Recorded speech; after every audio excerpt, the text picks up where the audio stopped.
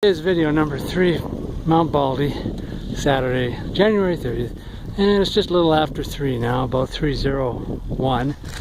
This place closes at 3:30. As you can see, the blue sky's gone now. It's clouding over. They might get some snow, but who knows. I just went down the quad chairlift, but when I got off on my last ride up, you know, you might not know, but you dismount and you slide down a short ramp, and then you pull off to the side and you refasten your one unfastened boot, because the rules are on ski hills that snowboarders are to leave one foot unfastened to the board.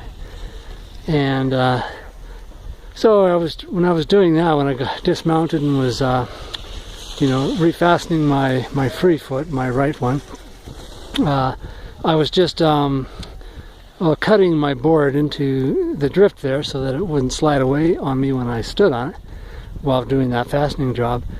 And I guess I wasn't dug in good enough, so it slid a bit, and so then I started cutting it. I started banging it back in to cut into the snow, which is a little hard and crispy today.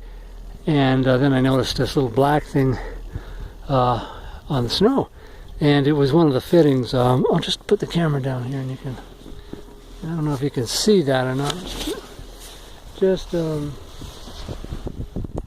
little black thing there and the other one by it, those are Phillips screws. They're, you know, the star head screws, and they hold the binding in place. There's 2 of them, so you've got some multiple redundancies there if you do lose a screw. I know a lot of people figure I've lost a few screws already. Little joke there, very little. And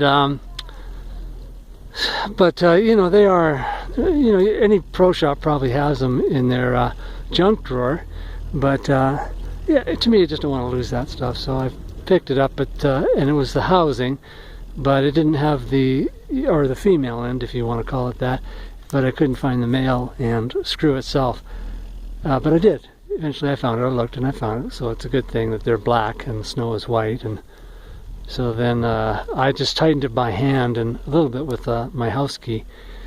I think from now on I'm just going to carry a multi-tool with me, because these things do happen. And the guy at the top in the shack at the top of this chairlift, he didn't have any screwdrivers at all. So, and they didn't, so I did it by hand, and I got down the hill, and at the bottom they didn't have it either. But the ski school always does have that stuff, because it's always working on its own equipment. So they have a little station there, a little island station, you know, carpeted countertop to it, and you can put your board up in there and do things like that, tighten your binding and so forth. So that's what I did, and this is going to be my last run, I think, because it's getting close to closing time, and you know, I don't want to overstay my welcome.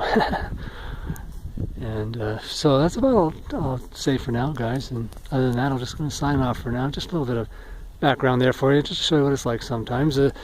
You torque and you twist really hard in a snowboard, just like you would in skis. The difference with a snowboard is you don't have break-free bindings. There's no way that board ever breaks free from you. When you wipe out, that board sticks with you all the time. And then, ironically, that's what I liked about snowboarding. I skied for the longest time, and then I took up snowboarding for my kids' sake. And I liked snowboarding for that reason, because that board stays attached to you, and so when you do fall, you're not going for very long. You know, it's kind of like an anchor. And I actually felt a little bit better riding one board than riding 2 boards. But to each his own, as they say. So I'll sign off for now, gang. Thanks.